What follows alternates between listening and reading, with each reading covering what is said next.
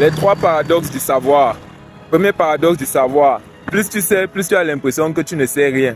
Oui, c'est paradoxal, n'est-ce pas? Mais plus tu te cultives sur un sujet, plus tu as l'impression que tu as beaucoup à apprendre sur le sujet-là.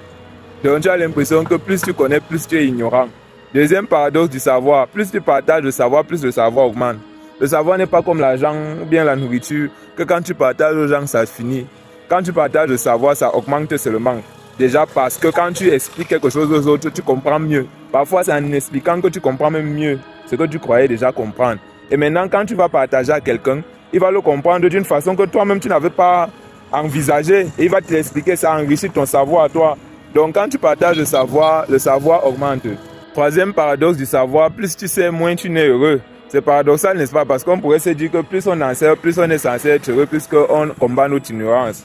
Mais en fait, le problème avec le savoir, c'est que plus tu sais, moins tu ne vois les choses banales comme des choses banales.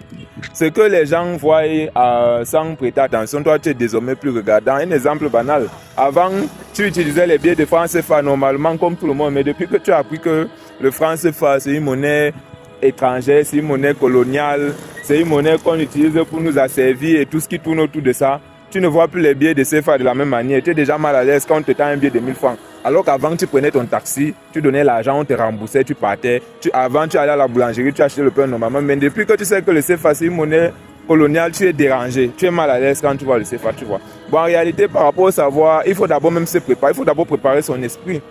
Il faut d'abord préparer son esprit avant de chercher à acquérir de la connaissance pour éviter de devenir parano. Mais sinon, c'est une bonne chose parce que, à la fin, quand tu es préparé, et que tu as un certain savoir que ce n'est pas tout le monde qui a, tu peux aussi parfois te dire que c'est peut-être un appel pour toi à passer à l'action. C'est peut-être un appel pour toi d'essayer de faire changer les choses.